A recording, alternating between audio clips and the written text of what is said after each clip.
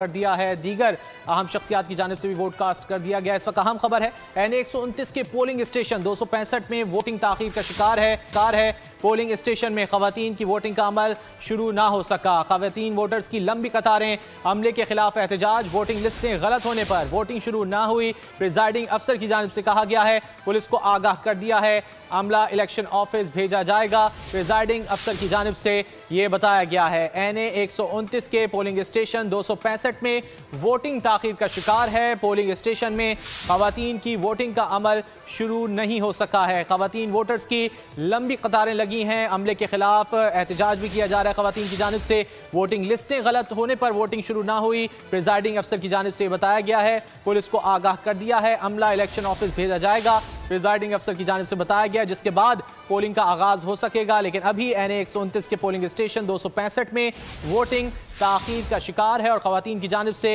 एहतजाज भी किया जा रहा है।